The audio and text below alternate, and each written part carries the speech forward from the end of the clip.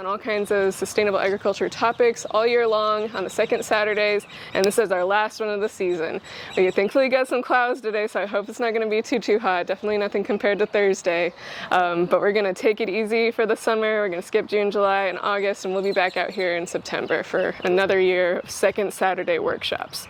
So for today, we are talking about harvest. It's kind of the best part, right? You've like worked so hard and grown all these different vegetables, and then we just want to make sure that we are catching them when they're at their peak in terms of quality, and making sure that we are caring for them in ways that kind of prolong their shelf life. And so for the first half, here's our trajectory. We're going to do just a walk around tour, and I and some of the other folks from our farm team are going to talk through all the different crops that we're harvesting right now and how often we're checking them, what signs we're looking for, where they're at that peak ripeness, and then what happens to them after we get them off the plant. And then second half, we got Katie Lavallee here from Texas Center for Local Food, and she's going to talk about the next step that you can take after you harvest things. Sometimes when you have things in abundance and you're not able to eat them or sell them all right away, we can move into the value-added products territory. So anytime you're taking one of these good fresh raw ingredients that we've grown and adding some of your labor to it to increase its value and usually increase its shelf life as well. So it should be a good walk around. Yeah, definitely interactive. Ask any questions that you want, and we'll just start walking around. These beds are our community garden beds, and different folks in the community adopt them. We got 20 members, and we have a couple garden members here. So Kai and Shelly, if y'all have any questions about your beds and how to know when to harvest things in your beds, let's start there. We got Kai's over here. Tomatoes, some peppers, some squash. Okay, so this tomato is beyond. Yes. But, yeah, are these like not ripe enough? They're not really red. Katie, can you help answer the question about tomatoes? Is this ripe enough, Katie? Does it have to be, since the variety, like you have to go kind of based on variety. That's so probably this true. one, it'll be a little bit darker, and then you kind of like go by feel. So this is pretty like, it's softish, right? It's still be yummy, but Okay. I kind of go for like a bit of a darker color. Yeah. So it kind of depends on your variety and just like how the other ones are going. What about on that vine? Is there an example? Because this one's over. Well, yeah, that over, one's already right? like, Yeah. But underneath it, like, is that one an example to? Yeah, I would say that is a pretty like prime one to take. really? Yeah, they'll still get a little darker, but tomatoes are something that will ripen a little off. That one's like about as ripe as they get. And the variety makes a big difference. Yeah, What variety is that? it's black cherry. And it looks like these two had something wild happen to them. That's like a sunburn. So that's the really extreme heat that we had on Thursday. The sun was probably hitting right on those buddies. They heated up and they dried out a little bit. So they didn't even ripen up all the way. They just kind of desiccated. They dried out before they had a chance to ripen. Yeah. White bread. Yeah, that's a special occasion this week. Yeah, we were like 21 degrees above average on Thursday, I think. So. It was awful. Yeah. And then another thing that's true for a lot of different crops, when you're wondering, like, should I go ahead and harvest something or should I not? A question that I ask myself is, like, when is the next time that I'm going to look at it? So if it's going to be a longer period of time before I look at it again, I'll go ahead and take things that are maybe a little smaller, a little more underripe, just so that by the time I come back and look at them again, I haven't missed the window. A lot of our summer crops, our worm season things, our tomatoes, our squashes, not peppers, but okra, cucumbers, we try to look at everything about every 2 to 3 days, because they really, this time of year, when it's warm, things ripen fast, they grow fast, and they don't have a lot of patience waiting for you. And if you miss that window, you just might have missed it. It's different from the cooler times of year. The leafy greens, kales, lettuce, chard, the root crops, carrots and beets, those are all really patient. They will, to a certain point, wait until you're ready to harvest them. There aren't too many problems that can arise, but during the warm season, kind of trying to stay on a good schedule of every 2 to 3 days, giving everything a good look and harvesting so that you don't miss that window of prime opportunity works really well for us. Which one can we keep harvesting tomatoes because of the heat and temperatures? Yeah, we keep harvesting them until they stop making them. And so a lot of tomato varieties, the pollen in the flowers, once it's above a certain temperature, the pollen can't pollinate the flower anymore. So once it gets too hot, they just stop making more fruit. But as long as they have fruit on them and the fruit is ripening up and tasting good and the skins feel nice and smooth, we just keep harvesting until the plant stops giving us. It tends to be until the end of June, although this year's running hot, and I think this season is probably going to end a little earlier this year. You took away. So you said. Yes, correct. Not peppers, and we'll talk some more about peppers when we get out into the field and see them. But peppers, we can talk a little bit about them now. When they're in their green phase. Right. Okay, I'm gonna pick one of your peppers just to hold it up and talk about it.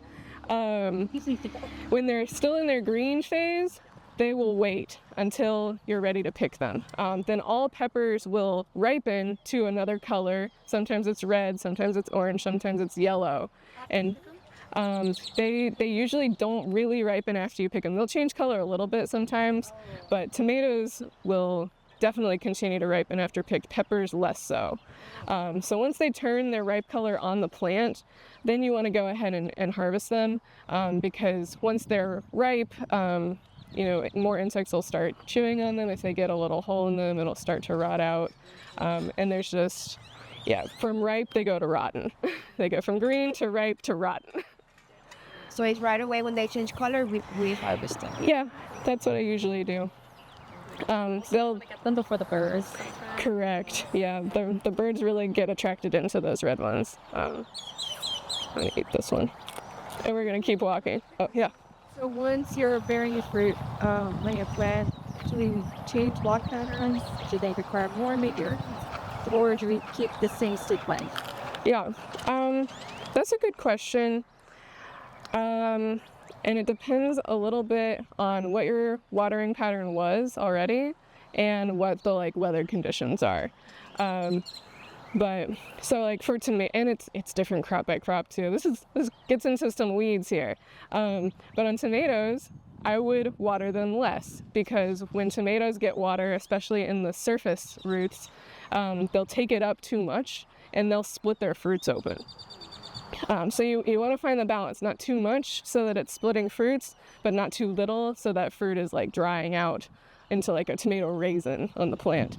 Tomatoes I feel are the pickiest about water. Everything else, you just you want to keep the plant from being water stressed while it's producing because that'll make for better quality and longer lasting produce. That explains because I increased watering one. It was very fruit. And I thought it cracked because of Good, sweet. because I was chilling. Yeah. All right, so we're gonna walk over here. Mario, our cameraman, is gonna tell us about okra next. It's because they just harvested, Yeah. so we they can did a pick- really good job. We can pick a couple small. Oh, there you go. Hi, can I take a flower? Mario, take it that okra. Take it fast. Oh wow! See, so the thing about the okra, the different sizes of the plants, you could see it's tiny and it's already giving one out. Okay, well, but well, this one's kind of woody. Yeah. See, so it was a stress one. I'm gonna take the risk here, and I'm gonna try to bite into it. I already bit into it. What do you mean risk? No, that one was good. That one's You perfect. see how it was crunchy? That one's the perfect we're moment to eat discussing. it. Feel free to come in if you'd like. Yeah, You'll have my teeth don't go all the way through. You wait So- too long Why is it woody? because they stay on the length too. Yeah. Yeah. And even once they're getting past that stage, when they want to start getting the seeds to dry out, they're also going to become fibrous and hard. They're going to become brown. So that's what we'll look for when we're harvesting. I've only been familiar with about a year now with okra, but it's one of the first ones I started harvesting. It does really well in the summer in the heat. Yeah. So it's going to keep growing. You can grow it in a pot. I've tried that, but in the ground, it seems to like it better. So this plant, it can grow pretty tall. Yeah. And you could be harvesting to the point where you're gonna be tired of harvesting okra. You're gonna be giving it to your neighbors and your friends and canning it and everything you can do. You're gonna be tired. It has a taste of like nopal. It has like that I don't know. I call it mucus. It's like very And so the flour also has that. If you were when you grow this and you want to harvest the flour, you can eat that, prepare that as well. It has that same texture to it. So just the pointers again for the harvest. Depending on the size of the plant, like you can already be harvesting. So it doesn't necessarily have to be a certain height before you could start. And then I've usually picked them to where they're about, I mean, you saw the ones right now, they're 3 to 4 inches. Again, depending on the heat, if it's been really hot, they may be stressed and they send them out faster. So it may be misleading. So again, by the feel, when you're feeling it, they might have a little give, that's what you want. If it's too hard, it's probably best to leave it there. Or you could remove them and toss them aside. If you want the seeds, if you just leave them on for your the ground, purposes. they'll actually set seeds. So you kind of want to squeeze them a little bit. Yeah. They're a little Well, when they were about those 3 inches, Was that one too hard? It was one pretty tastes good. Yeah. it was like right on the line. So like this one's probably And it's also for preference. Some people like them really crunchy, maybe a little less, but maybe some fried okra. No, that one's fine. It was That pretty one's fine. small too, so it's like kind of really like keeping an eye on your okra. I think okra is like a sensitive one too, like, Yeah. as far as fruit. Okra really every other day is the right Oh, yes, that's frequency right. to The look at it. frequency every other day. And a cool tip that I've heard, if you like know you're gonna be out of town for a few days and you won't be able to check on your okra every other day, since the flowers are edible, you can just pull all of the flowers and make a tea or something out of them. But it'll keep that round of fruit from setting. So you can see on like this plant, that's an unopened bloom, and then the flowers will open up into those beautiful cream colored guys that we saw, and then the flower falls off, and then that's where that okra pod is going to form from. So if you understand a little about Every okra used to be a flower. Yes, exactly. Yeah. Every tomato used to be a flower. Every squash used to be a flower too. A lot of our summer crops Work like this. indeed. Let it. Yeah. Yeah, and then so one last thing I'll mention about it, aside from the harvest, is one of the few things that does well here in our area in this type of heat. So it's good to have it growing throughout the summer if you can, because it still roots in the ground and it's still kind of a cover crop, keeps other things, prevents soil erosion. So okra, whether you like it or not, maybe you don't like the taste. Oh, also when harvesting, it's a little prickly. There's these trichomes on it, so you may want to wear gloves, especially when it's hotter. It can get frustrating. It'll become irritating. So that's just something to note as well. It's easy to start from seed. Yes, actually, I've grown it from seed and it wasn't too bad. Yeah. I struggled in pots. We usually just do a direct seed, so like just straight where we want it to finally grow in the garden. We put the seeds there, it comes up fast, it grows fast, and does great pretty much all summer long. So it's a good one to grow this time of year. this time of year. Yeah, there aren't very many things that are good to grow this time of year, but okra is one of them. While we're still in this field, we're gonna look at these squashes. We've stopped harvesting off of these squashes because they're at the end of their life cycle, but it makes for a good example. So they're summer squashes, and so we eat summer squashes when the fruit is underripe. And so that means that the skins are still soft and the seeds color like this to like a more yellow color, and its skin starts to get hard. That's how you know you've missed the window on your summer squash. And I'm going to cut these open just so we can see what they're like on the inside too. Yeah. This one doesn't have all the way ripe seeds, but see, it's got these bigger seeds forming. They're on their way to being ripe seeds. It looks like an eggplant. And then compared to, that one's even riper.